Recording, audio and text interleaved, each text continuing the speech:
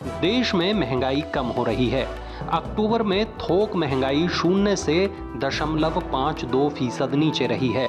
वहीं रिटेल महंगाई में भी गिरावट दर्ज की गई है। अब खुदरा मुद्रास्फीति 4 महीने के निचले स्तर 4.87% पर आ गई है। खबर ऐसी है कि खाने पीने के सामान सस्ते हुए हैं। इसी कारण अक्टूबर महीने में भारत की थोक महंगाई दर घटकर 0 से 0.52% नीचे पहुंच गई है। यह लगातार 7वां महीना है जब थोक महंगाई 0 से नीचे रही है। इससे पहले सितंबर में थोक महंगाई 0 से 0.26% कम थी और अगस्त में 0 से 0.52% कम थी। आपको बता दें कि सरकार हर महीने होलसेल प्राइस इंडेक्स यानी WPI के आंकड़े जारी करती है।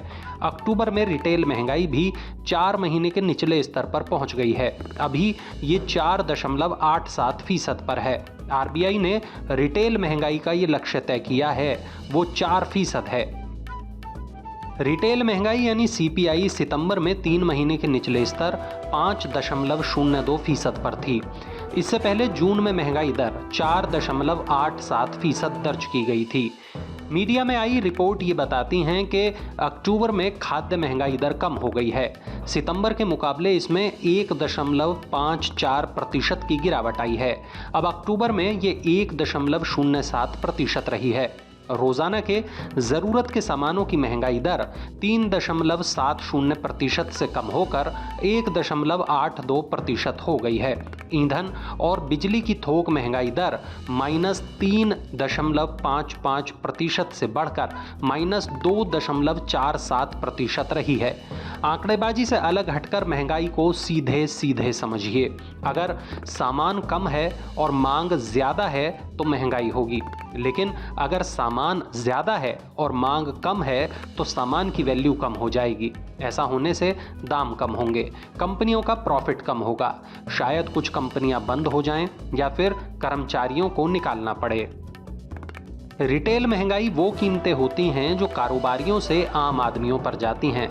थोक महंगाई वो जो व्यापारी से व्यापारी पर जाती है। रिटेल महंगाई को कंज्यूमर प्राइस इंडेक्स यानी CPI और थोक महंगाई को होलसेल प्राइस इंडेक्स यानी WPI कहा जाता है। इस तरह की महंगाई को नापने के लिए खाने पीने के सामानों से लेकर ईंधन तक की महंगाई को नापा जाता है। सरकार ने RBI को ये जिम्मेदारी दी हुई है कि रिटेल महंगाई 2% की घट बढ़ के साथ 4% पर रहे। जुलाई के महीने में रिटेल महंगाई 7.44% पर पहुंच गई थी, लेकिन उसके बाद से इसमें लगातार गिरावट जारी है। देश में सबसे कम महंगाई दिल्ली और छत्तीसगढ़ में रही है, लेकिन राजस्थान, हरियाणा और ओडिशा में ये 6% से ऊपर रही है। इसके अलावा बिहार और यूपी में रिटेल महंगाई 4.87% से अधिक रही है। अब देखना यह होगा कि RBI रेपो दरों में क्या कोई बदलाव करेगा। रिपोर्ट्स के मुताबिक अगस्त 2024 में शायद ऐसा हो सकता है। फिलहाल MPC नीतिगत दर बरकरार रहेंगी। रेपो रेट वो दरें होती हैं जिन पर RBI बैंकों को लोन देता है। जब बैंकों को लोन महंगा मिलता है तो वो अपने ग्राहकों को भी महंगा लोन देते हैं, ब्याज दरों को बढ़ा देते हैं। वहीं जब रेपो रेट कम होते हैं तो बैंक ब्याज दरों को कम कर देते हैं। अब देखना ये होगा कि फिलहाल RBI आने वाले वक्त में कब ऐसा फैसला लेता है।